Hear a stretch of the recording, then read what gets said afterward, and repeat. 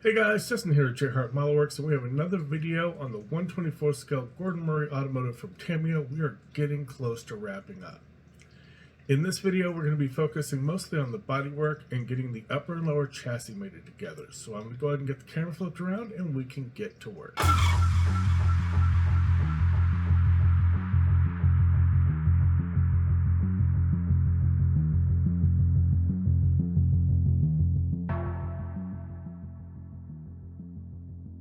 We are going to start by setting our glass in place, which is kind of cool how they did it because they intend for you to use no glue.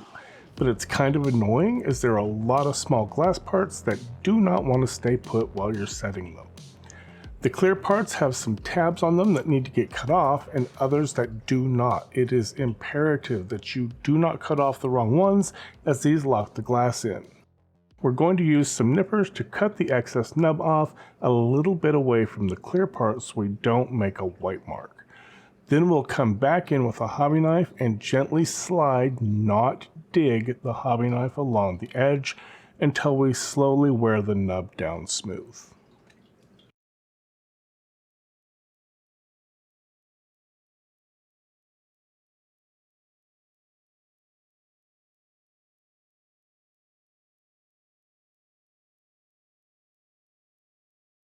We're then going to use several coats of sandpaper to sand it smooth. When I go to wipe the sanding off, I start from the inside and wipe out so that I don't drag that plastic across the glass.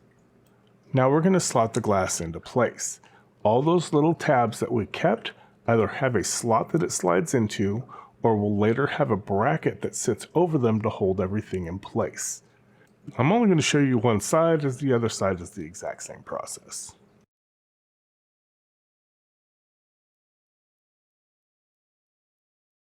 Once you have all three glass pieces in place, there's a brace that sits over them, and we're going to use some Bob Smith Super Gold Plus to glue the brace to the chassis, not the glass. Now, I had a very hard time getting these glass pieces to stay put while I glued the brace into place. So my suggestion would be, if you don't want to glue the glass parts in place, put a small piece of tape underneath the chassis on the back side of the glass to hold them still. But honestly, if I were going to build this again, I would probably glue these panels into place with a little bit of Mod Podge or Elmer's glue. Now, I decided to come back later and add a little bit of CA glue right along that back edge just to help lock that brace into place. Now, the front windshield has two tabs up at the very top and a very, very thin tab at the bottom center. Make sure you do not sand off that bottom tab. If you do, you're going to have to glue the windshield into place. It does not look like a tab. It looks like a defect that needs to be sanded off. Don't do it. So the two tabs at the top clearly slide into slots in the braces that we use to glue down the side glass. There is a very small hole that you can't see on the lip of the front of the windshield frame. That little nub at the bottom of the windshield snaps down in there with a bit of pressure. And that's all that holds this glass in place. But once it's in, everything holds really well.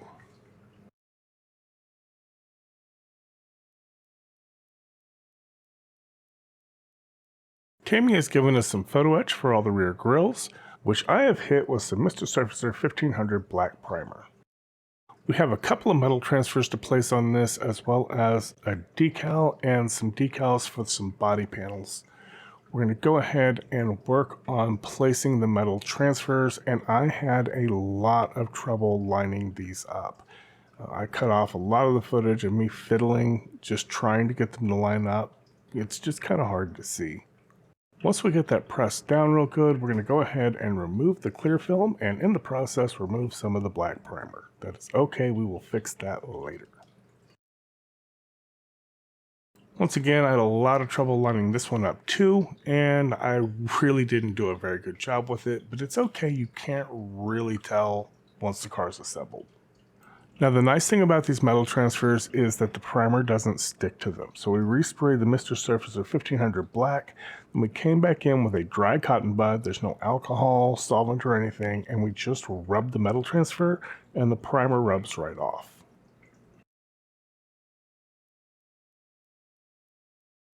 Now we have an orange T.50 logo decal, which we're going to go ahead and place on top of the metal transfer. We then get to fiddle around with trying to line up the decal with the metal transfer underneath.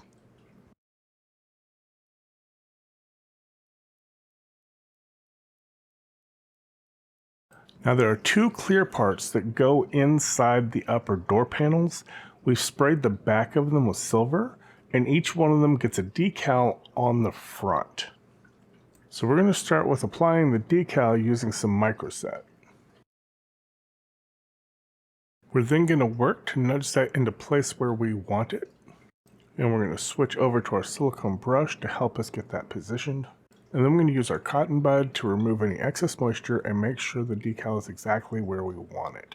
These parts have to slide into a slot, and it's very important that the decal sits perfectly on the raised surface. And we're going to hit this for just a second with some heat. If you can feel that heat on your finger, the decal can feel it too. Now to make sure that everything is properly conformed, we're going to apply some microsol. This is the solvent. It is much more aggressive, but it's going to help that decal melt down into place so that everything will sit nice and tight when we slide these glass pieces into the body panels.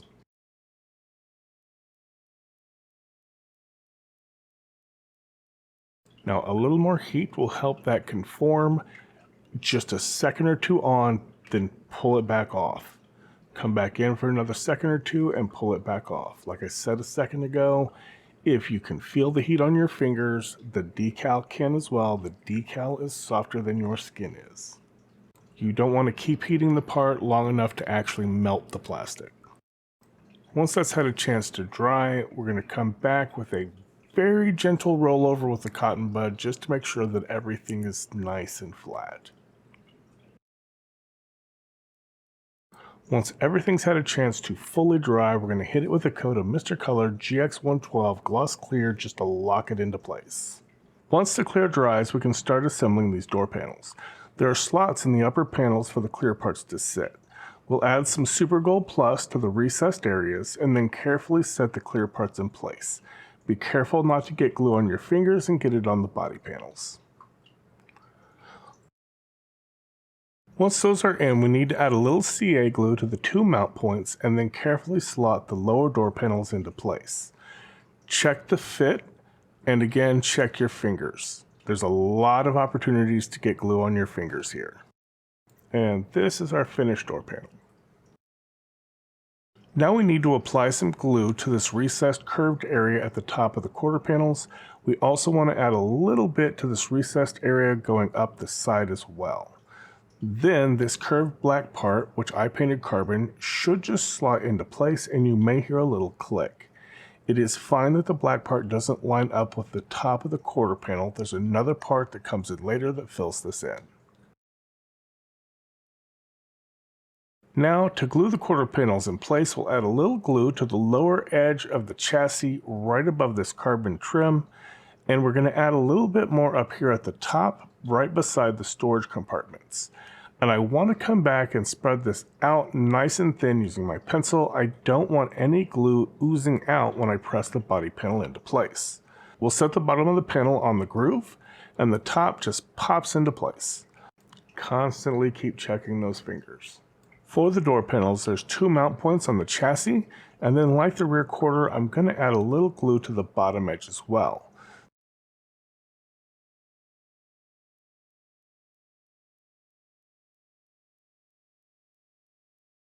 Then we can take our door panel, set the bottom edge, and make sure the mount points drop into the mounting holes on the chassis.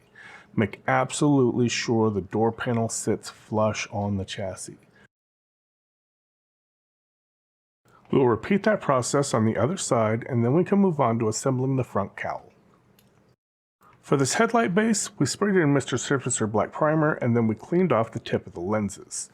This part has a step in it. There's a clear casing that goes around this part that has a matching step. We'll apply some Super Gold Plus to the surface between the lights and then slot the clear casing in place around the base, making sure to match the step to the lights. The underside of the headlight housings have a recess in the base, and this is for the solid gold heat sinks.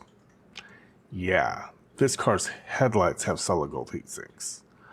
We'll add some CA glue to the recesses and then carefully slot the heat sinks into them. The fit for these is absolutely perfect. Oops, I got a little messy with the glue there. Luckily, we cleaned it up with a cotton bud. We're going to take our light assemblies and make sure that the step in the assembly matches the angle in the base. Slot the light assembly into place, and then we'll add a little bit of CA glue to the outside edges of the seams. I'm using Bob Smith Super Gold Plus for pretty much all of the body assembly here. Like the windows, the headlight lenses don't need glue. Step 1, we'll insert the headlight lens into place. Then for step 2, we'll insert the headlight lens into place. Then for step 3, we can insert the headlight assembly in and glue it into place.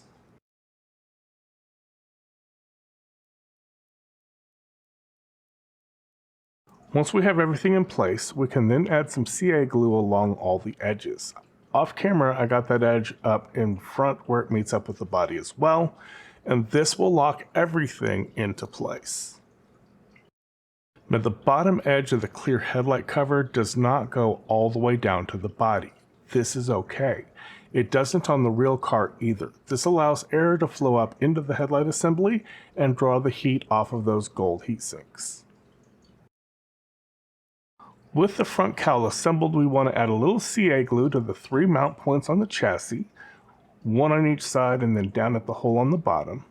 We want to line the pin that's on the underside of the cowl up with that hole and then press that cowl into place and then hold the 2 sides till the CA glue sets. And this is where we run into our first real issue with this kit. The front cowl stops at least a ½ millimeter short of the door panels on each side, leaving a bad panel gap on both sides. I don't know if Tamiya was just trying to be overly conservative on the fit for the front cowl, but it's a bit of a letdown for such an amazingly engineered kit. I have double checked everything on my end. Everything is seated correctly. The glass is set in place correctly, the glass frames are flush on the chassis, the door panels are perfectly flush on the chassis, and the front cowl is pressed all the way down into place. It's just a little bit too short. It's not really terrible, but it's very noticeable. But if this is the worst thing that happens to this kit, and spoiler, it is, this is still an extremely well engineered kit. With the front cowl in place, we're going to move on to the rear end of the car. We have a pair of chrome metal transfers for the tail lights. We're going to remove them from the backing and remove the clear transfer film as well, and just set these in place with our tweezers. And once in, we'll burnish these down with a cotton bud. Then we have a smaller pair of these metal transfers for the reverse lights down here as well. These are very small. I ended up setting them with the scalpel blade. And these are the lenses for the reverse lights. They are so small, I left them on the sprues until the very last moment so I didn't lose them. We'll add some Super Gold Plus into the openings, and then using a bit of blue tack formed into a point, we'll set the reverse lenses into place. And then we'll press them home with a cotton bud. The taillight lenses were sprayed with 3 or 4 coats of Tamiya smoke. We'll glue these in place with some Super Gold Plus as well. And that is looking pretty good. Next, we're going to glue on the end caps to the top of the rear assembly. There are 2 very small locating points we'll add some glue to, and then we can slot the ends into place. They should set in fairly positively, especially for how small those locating points are. But if not, just make sure that this angled side edge matches up with the corresponding edge on the main assembly.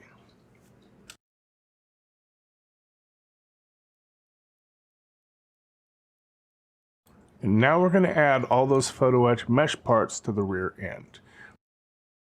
For the bottom piece, we want to slide the top edge up to the bottom of the frame and then make sure the 4 holes set down around the 4 circles on the back plate for the license plate plenum.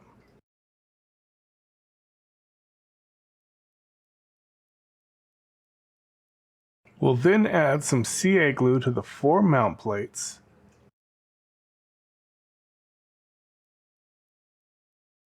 and then glue the front side of the license plate plenum into place, locking the mesh in.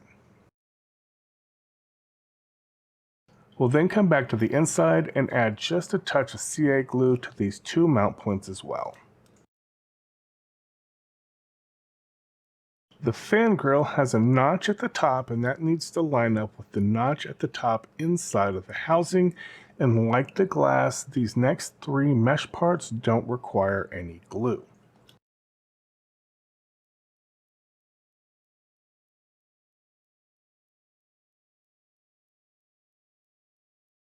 Once we have our mesh in place, we're going to add a little bit of glue to the mounts behind the taillights and another tiny bit here in the middle, and then we're going to drop this retaining piece in place, which slides in and locks all the mesh in. Tamiya did a great job engineering this kit to minimize glue mess. We need to cut our last large poly cap and then set it into the recess in the center of the fan. Then we'll use a little Tamiya Extra Thin to glue the poly cap cover into place. We're using the Tamiya Extra Thin here because, again, it doesn't interact with the Teflon poly caps. And once that's been set, we can just slide the fan over the post in the center of the assembly. I honestly don't know why Tamiya went with a poly cap for this. You can't reach in here once the car is assembled to spin this fan around. And with as snug as this fits, it's not spinning anyway. You honestly could just get away with gluing the fan in. Finally, we need to attach the plates for the air brakes. We'll add a little CA glue to the top of the frame and then set these into place. There are little locating grooves on the underside of these plates, and these just drop right into place. With the assembly complete, we can then mount it onto the chassis. There are 4 locating points on the frame, 2 up here on the top and 2 in there in the back, and these line up with 2 points under the end caps and these 2 holes on the back of the grille frame. We'll just add a little CA glue to each of these mount points,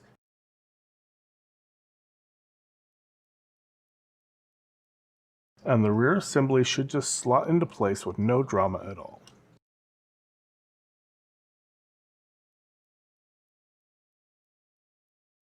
And now we can mount the body to the chassis. There are 2 rectangular tabs on the back here, and then another mounting tab up at the front. So we'll start by sliding the rear end first. Everything should just kind of drop in.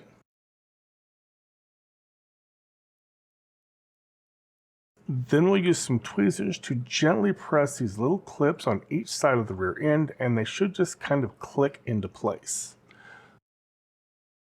Then we'll move to the front end, give it a little press, and you should hear another click as it locks in there as well.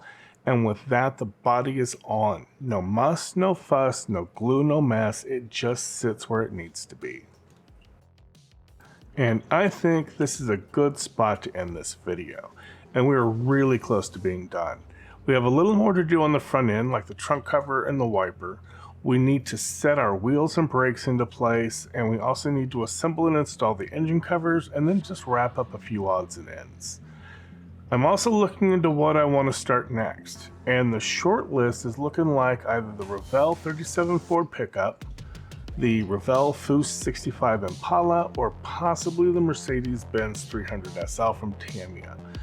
We'll have to see what lands on the bench, but let me know down below what you'd like to see.